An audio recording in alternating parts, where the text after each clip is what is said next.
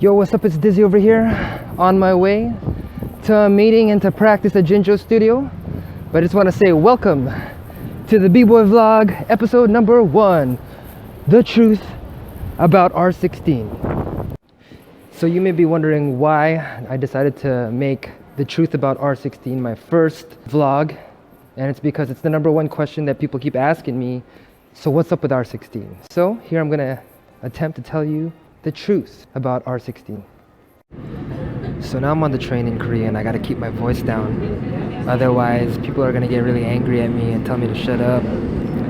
So now let's get to the vlog.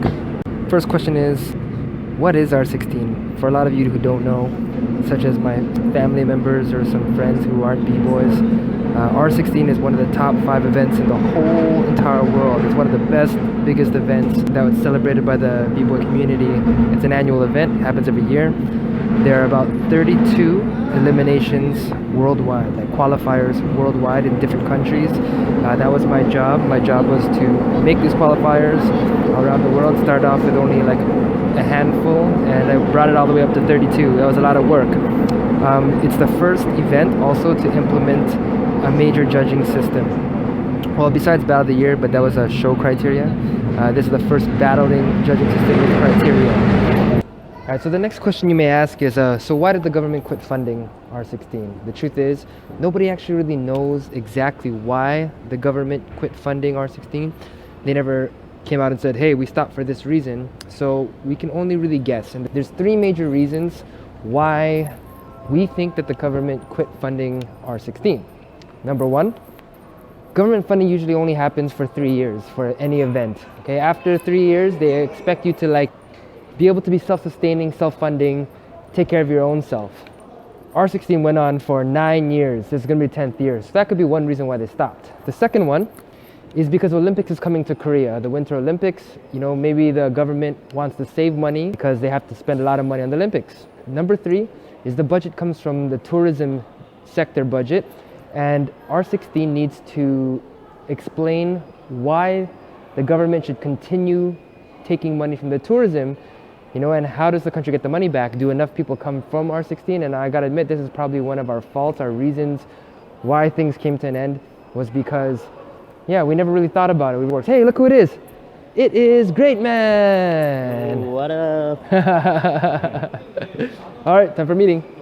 Okay, so we're just done our meeting. But like I always said, the first question that everyone always asks me, he asked. What was the question? Yeah, what happening with R16, Dyzee? So basically, R16 is still going on because we have 12 qualifiers still. Last year there was 32, but this year we still managed to have 12 qualifiers because the partners, they don't want to quit. And so they're going to all go to the World Final in Taiwan on December 10th. Taiwan. It's going to be exactly 1 week after BC1 World Final. So if anyone's coming out to Asia, go to BC1 World Final first and then fly to Taiwan. It's going to be a crazy party weekend with the World Finals. The second thing is there's going to be new branding for R16 now. Oh. We're going to be giving it a new name. It's going to be called now the Respect Culture World Finals. The name R16, it technically belongs to KTO, the Korea Tourism Organization, which is a government agency. It belongs to them, so we just can't steal it from them. You know, we don't want to do that. They still have hopes that R16 will come back to Korea, so they don't want to give up that name.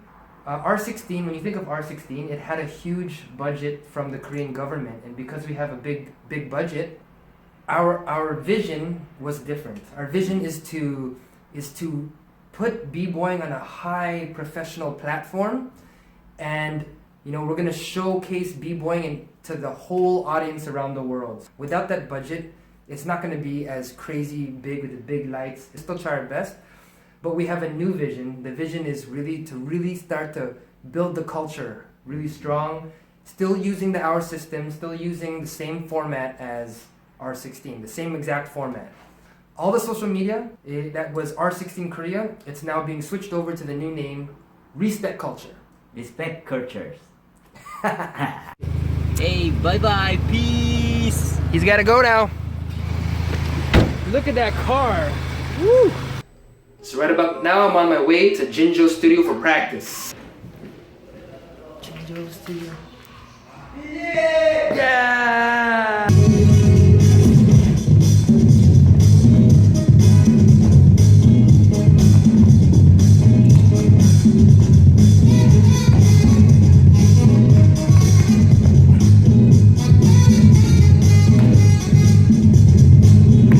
That concludes practice. Yeah. Okay, so now I'm on my way home and I'm on the last part where I want to talk about what R16 really meant to me. Well, to me, R16 was a dream job. I was getting a salary, paid to just, work on the b-boy culture, organize a massive event, make qualifiers all around the world, and I got a salary. And if I'm making money, my wife is happy, But in some ways, I feel like I got a little too comfortable. It's almost like God was saying, like, yo, you're too comfortable, right? Like, I need you to work on the mission. And I was just kind of taking my time, because I was comfortable in my position. So it's actually good for me. I feel that I had to move on. And now that I'm back to the b-boy hustle, there's a sense of urgency in my life that I need to, I can't wait. I can't be comfortable in my own little bubble while the rest of the b-boy world has to hustle to make ends meet. You know what I'm saying? Also, to me, R16 was a game changer. Like when R16 came out, as people told me, it was like a breath of fresh air. And another game changer is the judging system. The fact that, like, it inspired other people to try to make judging more fair. So now you have the Cozen system and the and 8 system, and different people are trying to make systems or ways, and people are basically trying to take judging more seriously, and I think that's really important because we're in a time now where b-boys don't really care if they win or lose, because it's just a competition. You win some, you lose some. But before, every single battle really mattered. Like your rep was on the line if you win or lose. And that was my generation. These generation now, it's like they don't want to give it 100% because they don't care if they win or lose anymore. And some people say that's good, but the passion is gone, and you can really see it when people are dancing and when people are breaking. Before, when people were going nuts over the battles, that was what made battles so dope to watch, because it's the passion that is ill. But if you don't care if you win or lose, then what is it? It's just like a job. You know what I mean? So in my opinion, R16, through the judging system, was a legend maker. Okay, it made a lot of amazing b-boys careers really take off. So if you look at people like Jinjo, so they studied the hour system first, and then that's what made them practice. They knew what to work on, and when they entered R16, they were like, they hit all aspects. Another person is Issei, right? Issei, I believe he had a fair shot to actually win because there was a judging system. Another crew that really learned a lot through the hour system, not to mention all the other people from different places around the world. A lot of people can attest to this, the top crews. But another crew is Morning of Owl. Like, through the hour system, they learned a lot more about the different perspectives of breaking, and now they were winning battles all across the world.